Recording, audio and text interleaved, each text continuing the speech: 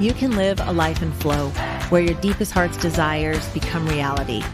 At Set to Love, we offer strategies and ideas on how you can stay out of crazy town. See, your human experience is meant to be lived with meaning, purpose, and creativity. You are here to contribute through your essence. We are best friends, moms, entrepreneurs, and above all, find our flow in assisting you to find yours. We come together weekday mornings to bring you ideas to fall deeper in love with your life and the journey that you are on. Take what works and ditch the rest, and always stay set to love. Thank you for being a part of this community. We're all designed to live in flow. So let's go.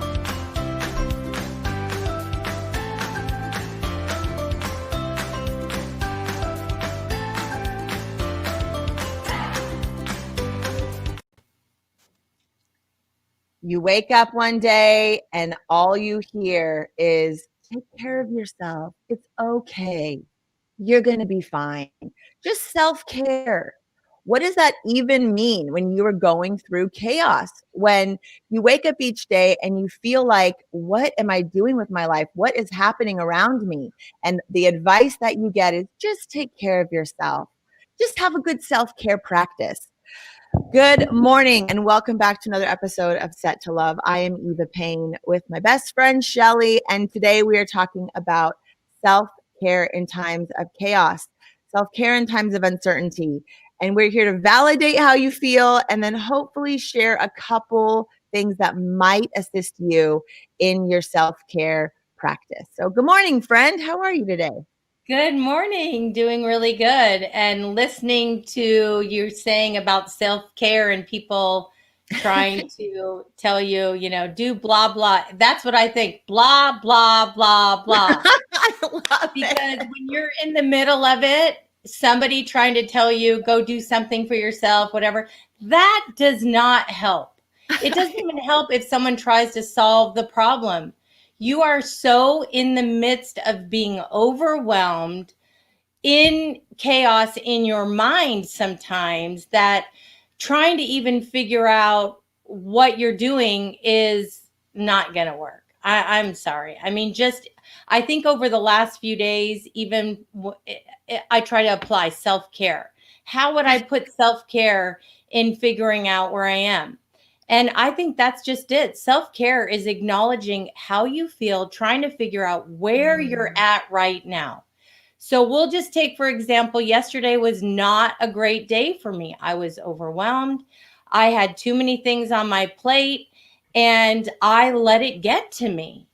And therefore, what I really needed is I just needed to cry, which I did. And once I just let myself cry and say, you know what, I don't always have to stay positive. I don't always have to do everything the right way, because even trying to be an example to everyone else is kind of a high standard. If you're going to, talk about it, you want to live it. So for me, it just was not a good morning. I hung up from our deal and I just didn't feel great. My husband called, I cried to him, and it's like pity party, whatever you want to call it. And, I was listening to some of the things that you were saying, in some way, Shelley, you create it, you got to put boundaries. And this is like going in and out. And I'm thinking, no, it's not right now. I called my sister. I said, I need you to come. Please just come to my house. And my sister showed up and I cried to her and told her all my woes. And she just stopped and hugged me. And after that, I just kind of took a deep breath. And I think sometimes you don't want it solved. You just want somebody to listen. And I think that that's just as important. Acknowledge where we're at. Today is a lot better than yesterday. And then when you can calm down and you feel in a better space, not so fearful or teary-eyed, some of the things that you said resonated. Shelley, why are you worrying about something, which was my room to make, my esthetician room? Why are you putting that on your plate? So sometimes, and today I can look at that and rationally say, okay, that's not going on my plate today. Mm-hmm. That is just until that gets resolved, what's going to fit, what's not going to fit, how it's going to happen. So taking it different. My whole point in all this is acknowledge where you're at. The self-care is loving yourself enough that if you do need to cry, or you do need to ask for help, or you do need to tell someone, don't solve it for me. I just need a hug.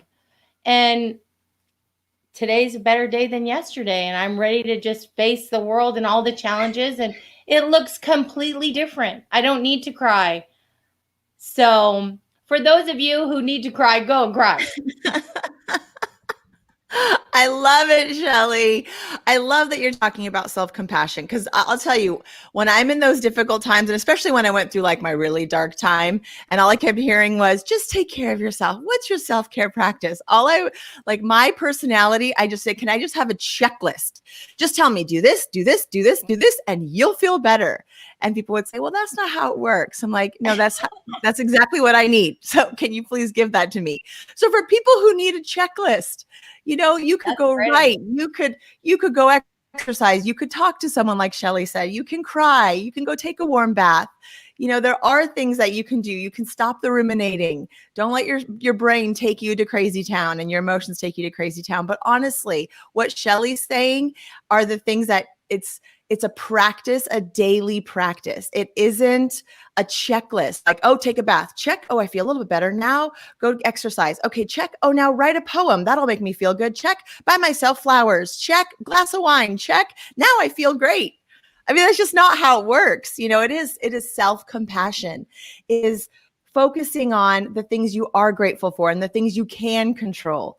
It is getting rid of anything you don't need to have on your plate right now, putting those things aside, taking the negativity out of the picture. It's like, only hold what you can hold at the moment, and recognize what you are good at, the things that are positive in your life, and put your energy and focus and attention on those things, and just love yourself where you're at. There's still beauty in the chaos and beauty in the uncertainty. And sometimes it's so hard to see that when you're in the moment, but self-care is realizing that this is life. And guess what? It's going to be rocky. You are going to have stressful days. So to just wish them away or take a warm bath and they're going to go away, maybe. But honestly, a part of it is just learning to roll with it and be with it and not be so hard on yourself, and just know, like, okay, this is rough. Today's rough. But once I can get through this activity, it'll be a little bit better. And I have people in my corner who love and support me. I agree with that 100%. And just to realize it's just a day. Mm-hmm. It's just a day. Tomorrow does look a whole lot different. How we, react to things, emotions do a lot to us. And that little voice inside can be really mean at times. So I would just suggest to people too, with the self-care, is just to be, I always try to tell myself, be kinder. My husband always says, and you always say, Eva, you are so hard on yourself. And I think I need to give the compassion and the self-love just as much as I do to others, to myself. And, absolutely. That how I felt yesterday, I still feel the way I felt yesterday, but I'm handling it a lot different today because I allowed myself to feel what I was feeling. I didn't bottle up the tears or whatever. And I did make it a good day yesterday. It's still, that was just for a portion of my day. Right. That, like you said, you can get yourself out of it by doing other things, shelving it, moving on to something that does make you happy, or someone that makes you happy. And in a 24-hour period, really, what is really gonna change in 24 hours other than you can have a better outlook if you do the self-care? Mm-hmm. And it really is a practice, especially, I think if for moms out there, if you're not helping your kids to find out what works for them and teaching them how to get through those challenging times, then we end up as adults like Shelley and I going, what does self-care even mean? how does that even show up for me? And how is that different than how it shows up for Shelley? So for the moms out there, it's so important while you're figuring out your own self-care and practice and how to create compassion for yourself and how to do things that elevate you, that can get you through the difficult times, how to have a positive outlook when things are still difficult. It does, for some people, yes, they're born optimistic and positive and happy. And for others, it's a practice. So really recognizing in your kids what works for them and what they need and helping them to find those positive coping skills in stressful and uncertain times is so beautiful, because when they get to become adults, they're going to already know how to do that. And they're not going to sit in therapy going, what does that even mean? Self-care. How do I just give me that checklist? Because they're not going to need it. They're already going to know. So the more that we can help each other, whether it's your best friend, whether it's your kiddo, or if you're doing it for yourself, just know, I mean, there's a plethora of things out there that can work for you. And it's almost like a recipe for yourself. What works for you is going to be different than what works for me. But overall, I would say self-compassion is so huge. Recognizing where you're at and loving yourself through it anyway, and just realizing such is life. Life is going to be chaotic, and there are going to be things that are uncertain. And so how do we just take as much of it off of our plate so we can just deal with what we're able to deal with? And if it's just an overwhelm, what do you do? So Shelley, let me ask you this. Huge overwhelm. You have way too much on your plate, and there's things you can't take off. Like you have to go to that event, and then you have someone coming to your house to do something, and you've got this to-do list. What do you do? How do you just put the blinders on and do it? Or do you have a way of getting through when you can't just take things off your plate?